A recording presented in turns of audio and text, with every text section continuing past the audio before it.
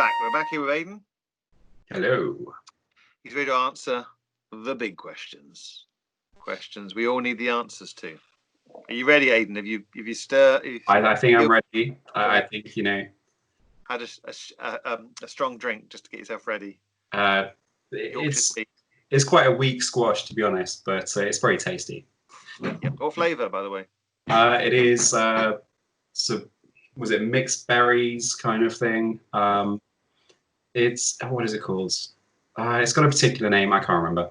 Is it like a double concentrate or a high juice? It's like a French syrup. Oh, like that. Yeah. The old French syrup, eh? Ooh la la. Oh, it's a grenadine. That's the one. It's it's pretty good. It's got lots of cocktail, aren't you, Aodhan? It's quite like cranberry forward, but it's got some raspberries in there as well. Or high notes in there. It's nice. It's pretty good. But back to the big questions. Enough about your squash.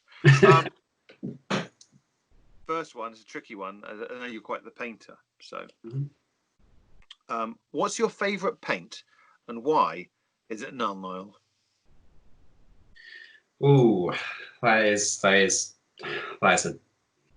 mean one. Just terrible. Who would write something like that? Who would ask such a question? That question, Aodhan, but I think they must have a slightly psychopathic kind of mind to think of something as twisted as a question as that. I know, it's kind of normal, right? Yeah, no, I mean, non-oil is pretty great. Like, I have to say, it's like as a really dark sort of desaturated shading color. Like, it's awesome. It's not quite black. It's got kind of oily notes to it, obviously, as it's denoted in the name, but it also makes a good base to mix with other washes to get like more of a. I tend to use it with like a mix of like sepias and maybe a little bit of green sometimes as well if I am washing something, and it just does. It kind of makes it. For me, it's like a key to the 40K aesthetic. Like there's something about having that griminess that really works. And it's dark. Yeah, I mean, and it's grim, and it. So, but yeah, no, it's good. I think like I remember doing a course where we use like a ridiculous. We made this like wash that just kind of went over everything, but now I tend to use it just for like making things dirty. I know we use like when we did the Zone Mortalis board, we just got tons of different washes and just kind of threw them at it, and it went amazingly. Like without those washes, like we could not have done that board really. But that was a much thicker. Like we sort of made it really nasty and disgusting, and it was like really thick all over the place kind of thing. But without it, we wouldn't have the depth. And it is just that's one of the keys of I mean. Obviously now, like the GW system, they've really sort of nailed how to go about things in a very formulaic manner of like, yeah, this is the shade, this is everything else, and it's excellent. Like, it's really when it comes down to it. Maybe not quite as good as the odd like chestnut inks and stuff like that, you know. But or what was the like 2000s one? Was it Devlin Mud? Devlin Mud. I still have a pot of Devlin Mud that's like. See, I was never around for the Devlin Muds era, which is unfortunate, but I hear so many tales of it. It's the best. Nice. Best. I should donate it to you so you can try it out. I wouldn't do it. I'd just bring it around sometime and I'll have a go. But I'll have to find something that they work on. It'd be awesome. I will do.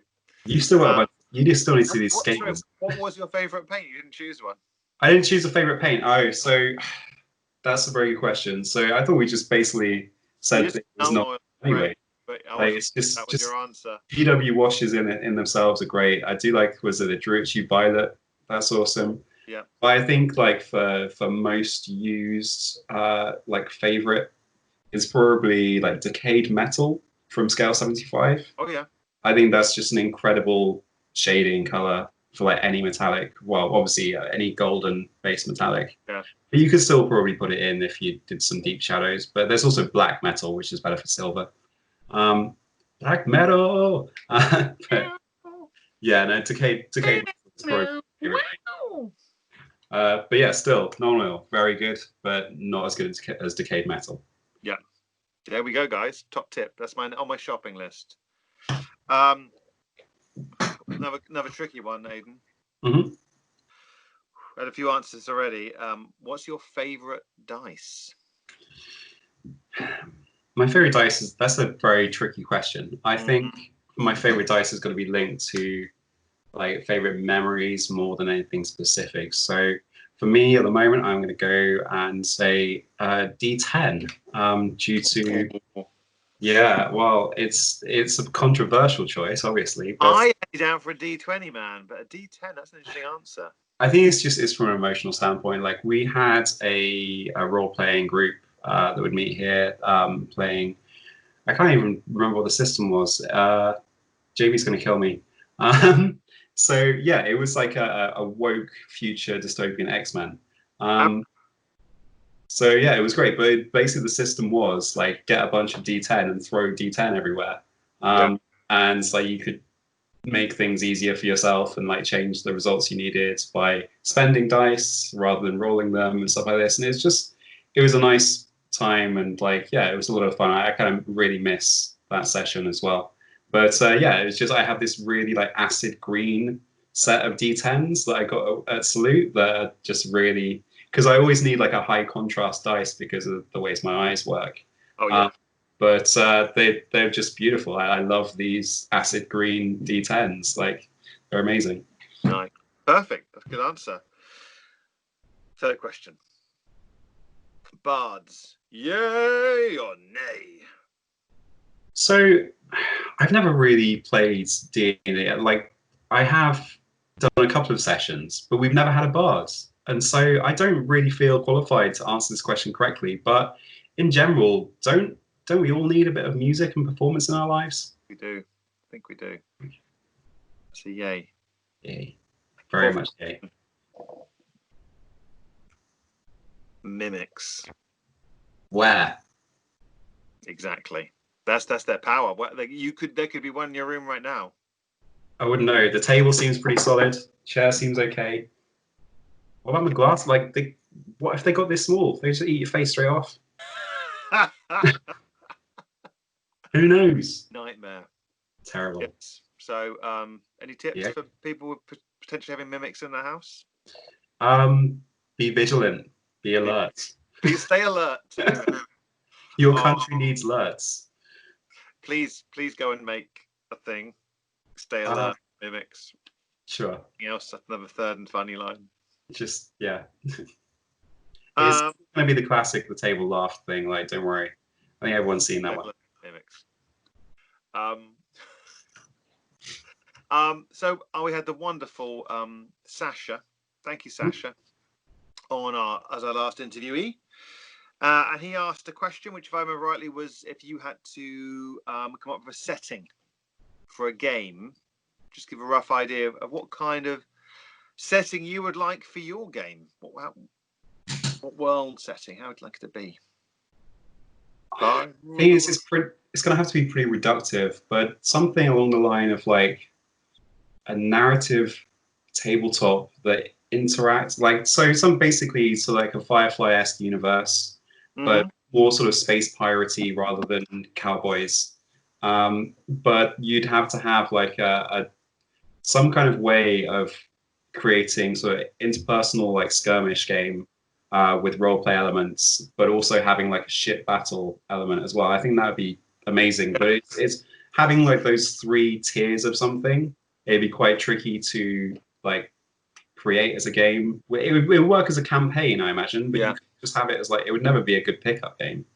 I have tried to do in the past, and if you have like certain skill slots where you put things in, so I'm going to be a really good pilot. As they put on there, they're great at flying the spaceship, but then as soon as they get off the ship and walk around, we're going to go investigate the base. It's like, oh well, I can't do anything because I use all my skill slots for. So I think you need the right kind of system for that. No, of course. I would say it's been tricky. Like we've had in the past, I remember we had like a big event at the club like ages ago. I think one of the first times where we actually were just going into the Working Men's Club.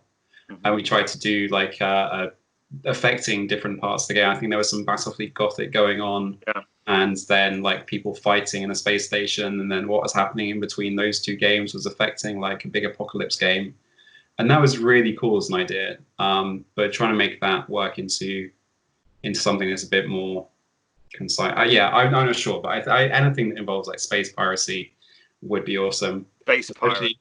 Especially something along the lines that I don't know. Now I'm just thinking of like all my favorite sci-fi, and how you could sort of going from, oh wow, yeah, just the culture, a game that takes place within the culture. The Ian M. Banks, yeah. So something like along like Azad, like from the Player of Games, something that you have that idea where the culture player is everything is interconnected and like everything is meaningful for their side, whereas like the opponent's side is like they are structuring the game in the way that they come from a hierarchical civilization. So it's almost like you have your disposable and everything else, and just something that kind of has like an asymmetrical interplay like that. That would be awesome to show the differences. Something that's more stark in the differences between opposing forces. Like that's cool. But trying to build that into like this, basically, you know, this game would never get made because every time I think about it, the scope just like gets bigger and bigger and bigger. Yeah. Fantastic. So who knows? Lovely. Oh, well, that sounds good. So if someone out there wants to write that for Aodhan, yeah, that'd be awesome. Write that for him. It's been so lovely to chat with you, Aodhan, today. Thank you much for taking the time out of your day to spend this time with me. Really appreciate it. But is there anything we haven't covered today that you want to bring up that's sort of... Not that I can think of, really. Like, I think we've gone through most of the reasons why I'm here, and just like a massive shout out to everyone. No real specifics, but like I wouldn't be in this state. I know obviously it's kind of a joke that I can be a bit whiffly and all over the place and all this kind of stuff. But without the club, I wouldn't be nearly as confident as I am now, and I definitely would not have made such a massive career change or anything else without support of people around from the club. A big shout out to Sasha and Paul McCabe for that. Like, been amazing. Yeah, just this club has affected my life in ways that I can't quite explain. And it's been an amazing time. Like that's it really. But yeah, it's just a little bit emotional, but you know, sort of. That's fine. It's, you know, it's true for me too. The club is much more than the venue or the scenery or the armies. It's the people there and the atmosphere and sort of it's really important. Mm-hmm. Definitely. Fantastic. So we're a tradition of the previous guest asks a question for the next guest. So obviously Sasha had a question for you, but I wonder, do you have a question for our next guest on the show? So I think it's probably quite simple. I found it quite difficult to come up with something that was a bit more keyed towards gaming, but I'd be really interested to know what their favorite literary character would be. Oh, that's a good one. I've got a few ideas myself, but I look forward to hearing on the next episode of the Hate Cast exactly what people come up with. So thank you so much. If anyone wants to come and chat with you, Aodhan, where can they find you? I guess at the moment they can find you at home. They can find me at home. You know, obviously, Facebook, usual stuff. Just I look forward to seeing you at the club as soon as we get out of this big mess. Yeah, exactly. Going on. But thank you so much. Yeah, thanks for having me, Andy. It's been really enjoyable. Thanks for joining us for the show. Bye-bye. Yeah, cheers. Bye.